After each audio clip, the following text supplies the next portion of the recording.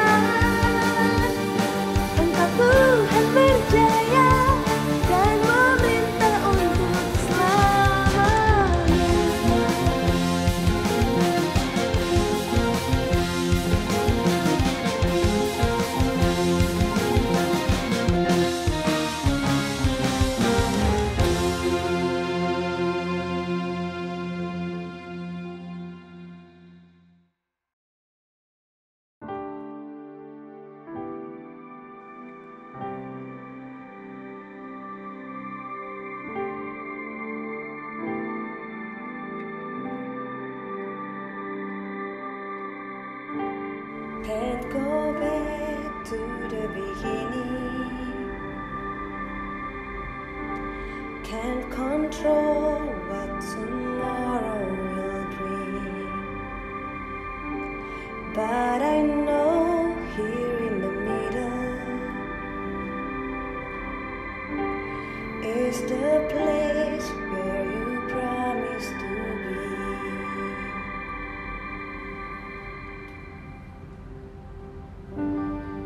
I'm not enough unless you come. Will you meet me here again?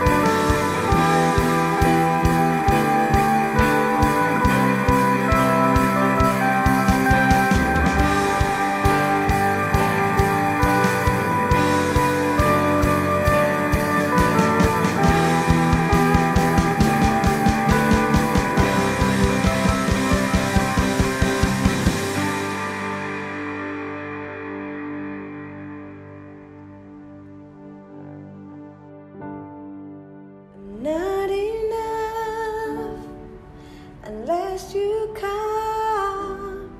Will you meet me here again? 'Cause all I want is all you are. Will you meet me here again?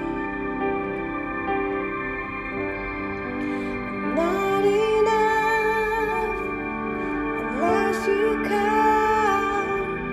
Will you meet me here again? All I want is all you are. Will you meet me here again? Not for a minute was I forsaken. The Lord is in this place. The Lord is in this place. Come, Holy Spirit, dry bones awaken. The Lord is in this place. The Lord is in this place. Not for a minute was I forsaken. The Lord is in this place. The Lord is in this place. Come, Holy Spirit, dry bones awaken. The Lord is in this place. The Lord is in this place. Not for a minute was I forsaken. The Lord is in this place. The Lord is in this place. Come, Holy Spirit, dry bones awaken. The Lord is in this place. The Lord is in this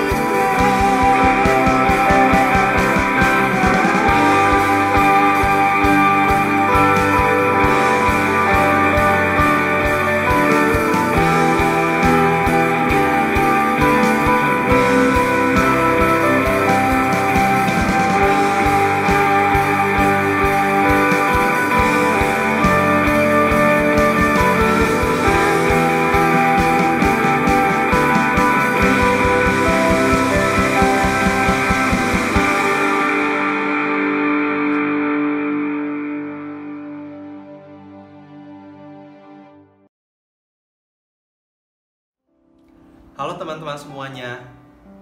Kali ini saya ingin membagikan offering message yang berjudul Tuan dan Hamba. Setuju ataupun tidak, uang adalah hal yang penting di dalam kehidupan.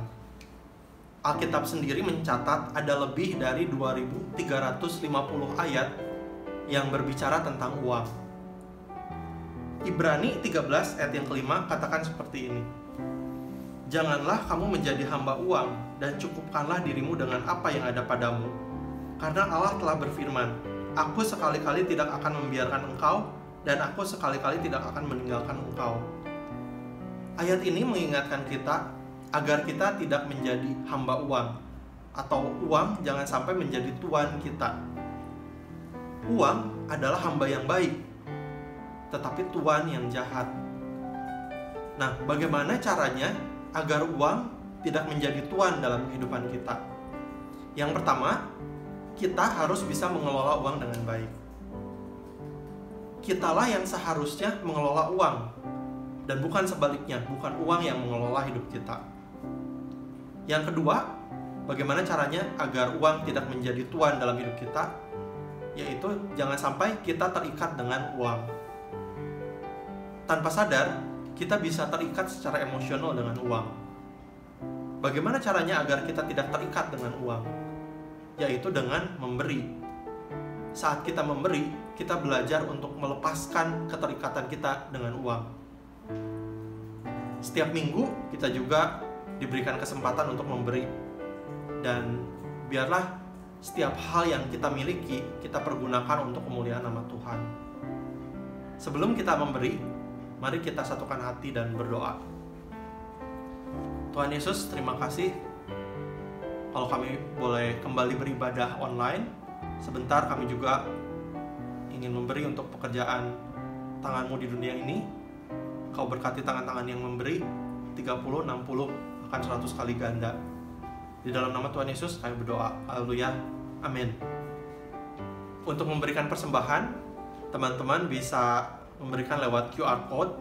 Ada QR Code Maybank, GrabPay, Touch and Go, dan juga Boost. Kalau teman-teman ingin memberi lewat website, teman-teman bisa dapat linknya di bio Instagram Kolektif Indonesia. Demikian offering message kali ini. Tuhan Yesus memberkati. Hai semuanya, selamat pagi. Selamat bergabung lagi bersama di ibadah online Kolektif Indonesia. Terima kasih udah hadir di sini, udah tune in. Jika ada di antara saudara yang baru pertama sekali bergabung di pagi ini, kami sangat rindu mengenal Anda dan saya sambut Anda selamat datang ke Kolektif Indonesia. Boleh saya mengajak Anda untuk mengetik kata new di komen atau beri emoji seperti ini. Is it okay? Alright, thank you and God bless you. Saatnya kita akan mendengarkan firman Tuhan. Terlebih dahulu, mari saya mengajak Anda semuanya untuk bersatu di dalam doa. Tuhan Yesus, saat ini hamba-Mu mau menyampaikan firman-Mu. Tuhan, aku berdoa kiranya firman ini bukanlah hanya sekedar informasi atau nasihat, tapi aku berdoa kiranya ada pewahyuan dari Kristus berbicara ke dalam hidup setiap pribadi. Roh Kudus leluasa bekerja, berkarya dalam hati, jiwa, pemikiran kami. Dan di saat ini, firman ini menjadi suatu kehidupan yang nyata dalam hidup setiap pribadi. Terima kasih Bapa. Di dalam nama Tuhan Yesus Kristus, bersama kita berkata, amin. Boleh saya mengajak Anda mengetik kata amin di komen? Amin. Amin. Alright. So, teman-temanku semua ya, mungkin ini menjadi hal yang umum dapat kita lihat di dunia ini, bahwa orang itu memperlakukan orang lain dengan apa yang mereka lihat, dengan perawakan, dengan memandang muka mereka, ya, apa yang dilihat di luar. Ada orang yang lebih ramah kepada orang yang berperawakan keren, cantik, ganteng, tetapi kepada orang yang berperawakan kurang menarik, atau ya mungkin perawakannya begitu lusuh dan dia tidak peduli, ya, dia hanya ingin berteman dengan orang kaya, orang punya status tinggi, status sosial yang tinggi, orang yang selalu berpenampilan cantik dan ganteng. Tetapi kepada orang yang sebaliknya, dia tidak mau berteman, tidak mau menjalin persahabatan. So, perhatikan di sini, bukankah hal ini engkau sudah memberikan suatu penilaian siapa yang lebih layak dan siapa yang kurang layak? Dan tentunya, perhatikan, sebagai orang Kristen, kita tidak boleh demikian. Dan ini yang Yakobus tekankan kepada umat Tuhan di zaman kuno, zaman saat itu. Oke? Dalam Yakobus pasal 2, ayat pertama, perhatikan. Saudara-saudaraku, sebagai orang yang beriman kepada Yesus Kristus, Tuhan kita yang mulia, janganlah iman itu kamu amalkan dengan memandang muka. Sebab jika ada seorang masuk ke dalam kumpulanmu dengan memakai cincin emas dan pakaian indah, dan datang juga seorang miskin ke situ dengan memakai pakaian buruk, dan kamu menghormati orang yang berpakaian indah itu dan berkata kepadanya, silakan Tuhan duduk di tempat yang baik ini, sedang kepada orang yang miskin itu kamu berkata, berdirilah di sana, atau duduklah di lantai ini dekat tumpuan kakiku. Dan ayat 4, perhatikan, bukankah kamu telah membuat pembedaan di dalam hatimu dan bertindak sebagai hakim dengan pikiran yang jahat? Wow. Tentunya kita bukanlah orang yang dapat membuat penilaian siapa yang layak dan siapa yang kurang layak. Perhatikan di sini, Allah tidak membedakan setiap orang. Setiap orang berharga di mata Allah. Dan dalam Kisah Rasul pasal 10 ayat 34 dikatakan bahwa Allah tidak membedakan orang. So, aspek pentingnya dari pekerjaan Yesus adalah meruntuhkan tembok-tembok pemisah itu di antara umat manusia dan melahirkan suatu ras yang baru, suatu umat manusia yang baru, yaitu memiliki semua penilaian sama kepada setiap orang. Perhatikan Efesus pasal 2 ayat 14 sampai 15. Karena dialah damai sejahtera kita yang telah mempersatukan kedua pihak dan yang telah merubuhkan tembok pemisah, yaitu perseteruan. Sebab dengan matinya sebagai manusia, ia telah membatalkan hukum Taurat dengan segala perintah dan ketentuannya, untuk menciptakan keduanya menjadi satu manusia baru. Menjadi satu manusia baru di dalam dirinya, dan dengan itu mengadakan damai sejahtera. Teman-temanku semuanya, persatuan dan keterbukaan gereja mula-mula itu tidak terjadi secara otomatis. Tentunya ada orang yang memperjuangkan ini, ya. So, sama halnya mungkin beberapa bulan yang lalu yang sering kita dengar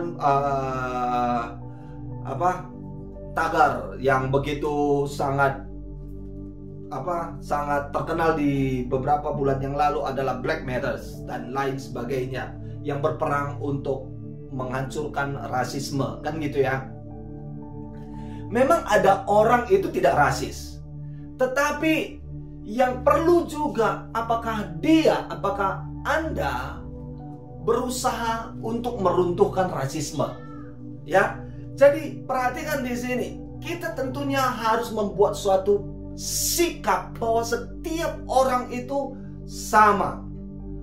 Jadi kita harus mempraktekkan iman kita, kata Yakobus. Perhatikan di dalam Yakobus pasal 2 ini tadi, ayat pertama. Saudara-saudaraku, sebagai orang yang beriman kepada Yesus Kristus. Saya yakin saudara adalah orang yang memiliki iman dan beriman kepada Yesus Kristus. Dan ini adalah seri khotbah kita tentang iman yang hidup. Dan saya mengajak Anda untuk mengkhotbahkan imanmu itu dengan segala perbuatan-perbuatanmu. Saudara perhatikan di sini dikatakan, saudara-saudaraku, sebagai orang yang beriman kepada Yesus Kristus, Tuhan kita yang mulia. So, Tuhan kita yang mulia. Sebelum saya lanjutkan, perhatikan Ulangan 10 ayat 17 mengatakan, sebab Tuhan Allahmu lah Allah segala Allah dan Tuhan segala Tuhan, Allah yang besar, kuat dan dahsyat, yang tidak memandang bulu ataupun menerima suap. Dan dikatakan tadi bahwa iman kita yang berpegang kepada Yesus Kristus, Tuhan yang mulia. Jadi my friend, perhatikan, ketika kita mempraktekkan iman kita, ketika kita menunjukkan iman kita dengan perbuatan-perbuatan kita, perhatikan di sini, iman kan itu dalam batin ini.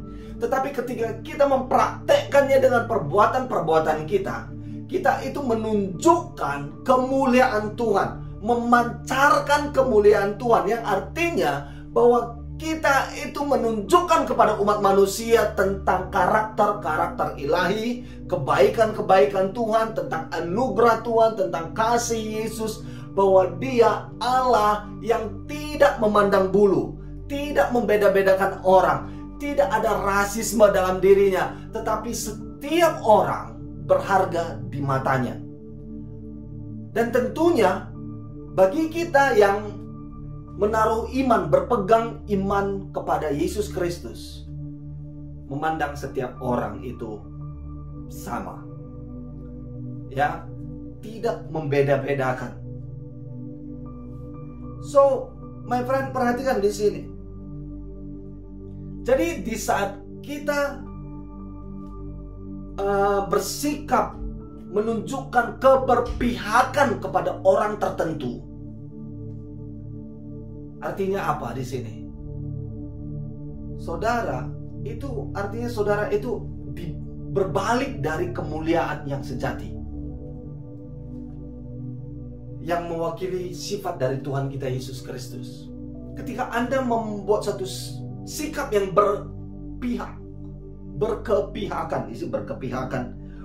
keberpihakan, saudara tidak memancarkan kemuliaan Kristus. Intinya demikian, tindakan keberpihakan ini adalah tindakan yang membuat kita melakukan kesalahan ganda. Yang pertama, kepada diri sendiri. Kita sudah menempatkan diri kita sebagai seorang hakim yang tidak benar. Ya, dan yang kedua, bagi orang lain kita menunjukkan message yang sampai kepada orang lain. Kita menunjukkan bahwa siapakah orang yang layak dan siapa yang tidak. Jadi perhatikan di sini dalam Yakobus pasal 2 di ayat 12 berkata, ayat 12, berkatalah dan berlakulah seperti orang-orang yang akan dihakimi oleh hukum yang memerdekakan orang. Saya mau tegaskan kepada kita bahwa kita manusia bukanlah hakim untuk kerajaan Allah. Kita yang adalah manusia bukanlah hakim di dalam komunitas kekristenan, tetapi Yesus adalah hakim yang tertinggi. Apa yang Yakobus desak agar kita lakukan sebagai orang percaya adalah menunjukkan bahwa Yesus yang menjadi hakim tertinggi. So, teman-teman semuanya, maksudnya bagaimana? Mengapa hal ini harus kita praktekkan bahwa Yesus adalah hakim yang tertinggi? Perhatikan. Di saat kita berkata, ya Tuhan Yesus adalah hakim yang tertinggi, ini kita belajar untuk berserah penuh kepada Allah, kepada ketuhanannya, dan kita belajar untuk memprioritaskan tindakan kita, nilai-nilai kita, dan aktivitas kita sesuai dengan kemuliaan sejati yang diungkapkan dalam pribadi Yesus. Jadi, kalau bagi Yesus setiap orang itu berharga, jadi kita harus memperlihatkan hal ini bahwa setiap orang itu berharga. Dan di saat kita memberontak tentang kemuliaan Tuhan, kita menempatkan diri kita ini menjadi seorang hakim. Sama halnya, tahukah Anda, sama halnya kepada Adam dan Hawa waktu di Taman Eden. Mereka memutuskan untuk menjadi hakim buat diri mereka sendiri dan bagaimana menjalani kehidupan. Yes, saya mau katakan kepada kita bahwa Yakobus mengakui perbedaan-perbedaan. Ya, Yakobus mengakui ada perbedaan dalam masyarakat. Ada yang kaya, ada yang miskin, ada yang tua, muda, ada yang punya kelebihan dan kekurangan, status sosial dan lain sebagainya. Tetapi my friend, please listen. Kita lanjutkan ayat 5. Ayat 5, perhatikan. Dengarkanlah, hai saudara-saudara yang kukasihi. Bukankah Allah memilih orang-orang yang dianggap miskin oleh dunia ini untuk menjadi kaya dalam iman dan menjadi ahli waris kerajaan yang telah dijanjikannya kepada barang siapa yang mengasihi Dia? Tetapi kamu telah menghina orang-orang miskin. Bukankah justru orang-orang kaya yang menindas kamu dan yang menyeret kamu ke pengadilan? Bukankah mereka yang menghujat nama yang mulia yang olehnya kamu menjadi milik Allah? Memang dulu di zaman kuno, dunia kuno ini, banyak orang-orang miskin diseret orang kaya ke pengadilan karena hutang yang mereka tidak mampu bayar dan mereka dipenjarakan, kan gitu ya. Dan mungkin akhirnya dijual menjadi budak. Tapi poin yang saya ingin sampaikan kepada kita adalah, please, kita tidak boleh berkepihakan. Tidak ada favoritisme kepada seorang dan kepada yang lain, tidak, di dalam jemaat ini, ya. Jadi, tetapi saudara jangan salah menangkap hal ini. Bukan berarti saudara tidak boleh berbuat baik kepada yang kaya, yang keren, yang berperawakan bagus. No. Tetapi intinya adalah mari kita berbuat baik kepada semua orang. Saudara perlakukan baik kepada orang yang kaya, kepada orang yang berperawakan bagus, keren, cantik. Saudara memperlakukan mereka dengan baik. Dan perlakukan baik jugalah kepada orang-orang yang lain. Mungkin perawakannya begitu lusuh dan kurang baik dan tidak menarik. Tentunya perlakuan kita semestinya sama. Amin. Amin. Kita harus bersahabat kepada siapapun. Jadi kita harus ramah kepada siapapun. Tidak hanya kepada bos kita ramah. Saudara tidak hanya treat bosmu dengan baik, tetapi bawahanmu engkau tekan. Kamu, itu artinya kan cari muka. Dan cari muka ini bukanlah sikap iman di dalam Kristus. Bukan saudara tidak boleh berbuat baik kepada bosmu. Please, berbuat baik kepada bos Anda, ya. Dan berbuat baik kepada bos, berbuat baik juga kepada bawahanmu. Perlakukan mereka baik dan sama levelnya, sama nilainya. Ya. Saya mau katakan hal ini kepada kita semua ya, bahwa kita harus memandang setiap orang berharga di mata Allah. Dan semestinya juga berharga di mata kita yang menaruh iman di dalam Tuhan Yesus Kristus. My friend, sebagai penutup saat ini, kita lanjutkan ayat 8-9. Akan tetapi, jikalau kamu menjalankan hukum utama. Apa itu hukum utama? Kasihlah Tuhan Allahmu dengan segenap hatimu, segenap akal budimu, segenap kekuatanmu, dan segenap jiwamu. Dan kasihlah sama manusia seperti dirimu sendiri, ya kan? Akan tetapi jikalau kamu menjalankan hukum utama yang tertulis dalam kitab suci, kasihilah samamu manusia seperti dirimu sendiri, kamu berbuat baik. Tetapi jikalau kamu memang dengan muka kamu berbuat dosa, dan oleh hukum itu menjadi nyata bahwa kamu melakukan pelanggaran. Kita sekarang mengkhotbahkan tentang iman yang hidup. Bukan hanya saya, termasuk Anda. Kita sama-sama saat ini mengkhotbahkan ini dengan perbuatan-perbuatan kita. Iman yang hidup. Jadi, bukan berarti aku hanya mengasihi orang-orang tertentu saja. Aku seperti firman Tuhan, kasihlah sama manusia. Siapakah sesamamu manusia? Sesama kita manusia bukan hanya manusia yang ada embel-embelnya, kaya, berstatus sosial yang tinggi, yang bos atau lain sebagainya. No.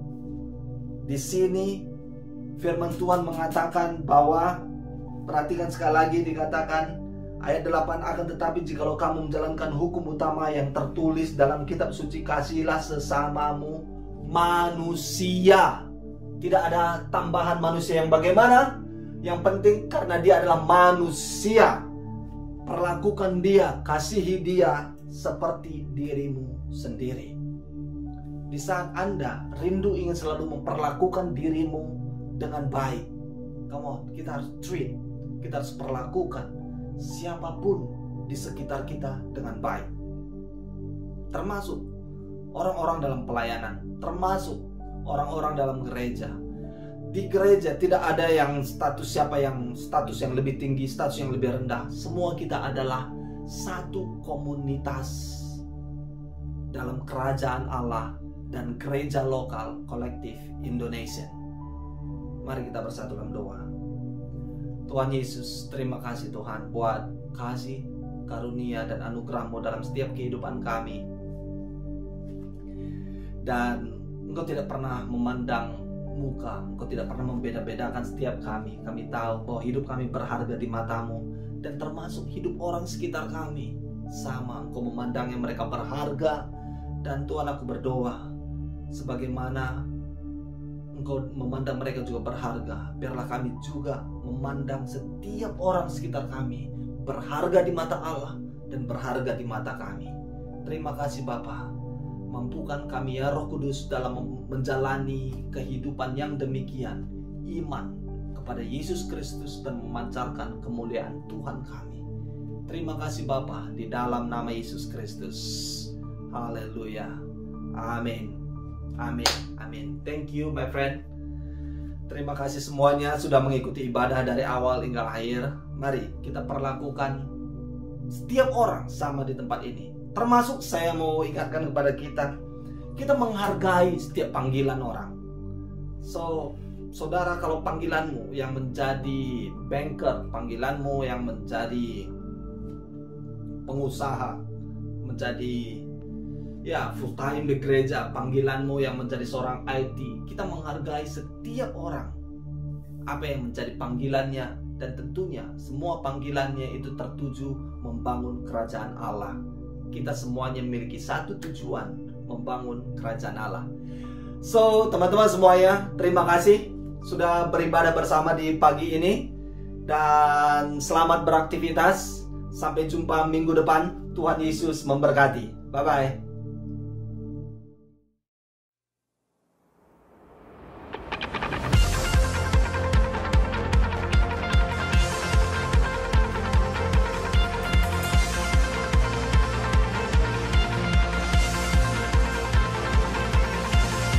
Sebab Tuhan telah berfirman,